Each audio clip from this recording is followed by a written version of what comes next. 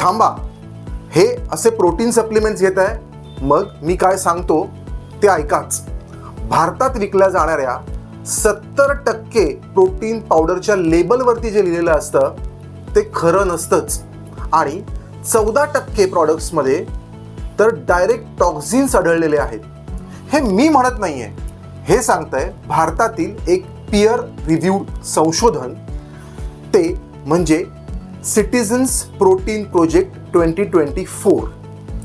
आणि ICMRनी सुद्धा त्याच्या 2024च्या गाईडलाईनमध्ये स्पष्ट सांगितलेलं आहे की प्रोटीन सप्लिमेंट्सचा सर्रास वापर हा ॲडवायझेबल नाही. तरी सुद्धा आपण इन्फ्लुएन्सर्स, जिम इन्स्ट्रक्टर यांच्या सांगण्यानुसार हजारो रुपये दर महिन्याला ह्या अशा प्रोटीन सप्लिमेंट्सवरती खर्च करतो आहोत. तर आपण बघूयात की आयुर्वेद आणि मॉडर्न सायन्स याच्याबद्दल काय सांगतं. आयुर्वेदातील चरक संहिता आणि अष्टांग हृदय यात एक सूत्र आलेलं आहे, ते म्हणजे आहार प्लस अग्नी इज इक्वल टू योग्य धातू पोषण. याचा अर्थ आपण काय खातो हे तर महत्त्वाचं आहेच, पण त्यासोबतच आपला जाठर अग्नी म्हणजेच आपली डायजेस्टिव्ह पॉवर ही किती चांगली आहे हे जास्त महत्त्वाचं. डायजेस्टिव्ह पॉवर जर चांगली असेल तरच प्रोटीन ॲब्सॉर्प्शन चांगलं होतं आणि मग आपल्या मांसपेशींची, धातूची वृद्धी चांगली होते. ह्या उलट जर आपला जाठर अग्नी म्हणजेच डायजेस्टिव्ह पॉवर ही जर योग्य नसेल, चांगली नसेल किंवा कमकुवत असेल तर आपण कितीही महागडे सप्लिमेंट्स खाल्ले तरी त्याचा आपल्याला फायदा होतच नाही. उलट आपल्या डायजेस्टिव्ह सिस्टीमवर त्याचा ताण येतो आणि त्याचा आपल्याला त्रासच जास्त होतो.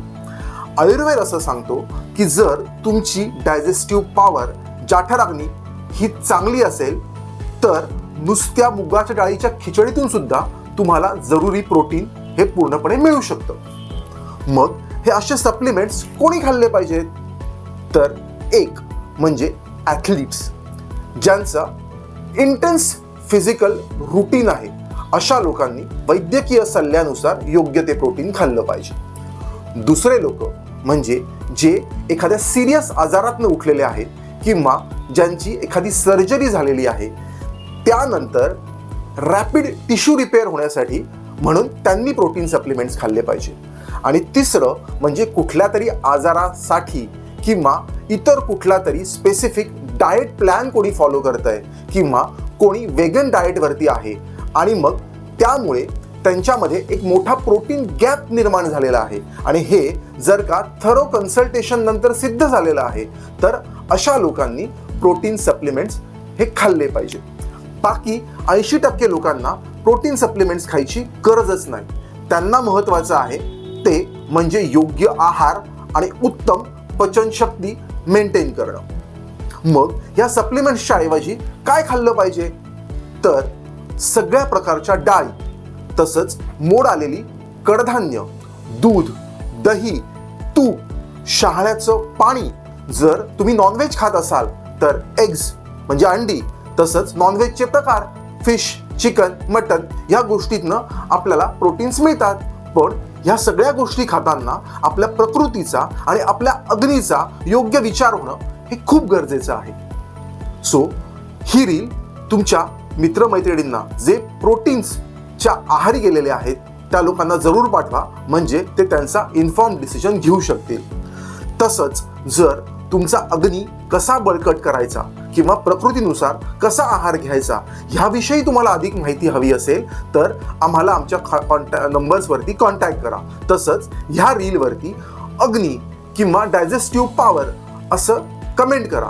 आम्ही तुम्हाला एक सुंदर डाएट चार्ट की जो तुमचा अग्निवर्धन चांगल्या पद्धतीने करेल आणि तुमचा अग्नी चांगला राहील, हा डिटेल डाएट चार्ट आम्ही तुम्हाला पाठवू.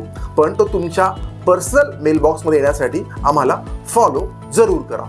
धन्यवाद. आमचं ठाणे आणि पुणे अशा 2 ठिकाणी क्लिनिक्स आहेत, डॉक्टर भुरेज श्री आयुर्वेद पंचकर्म नावाने. धन्यवाद.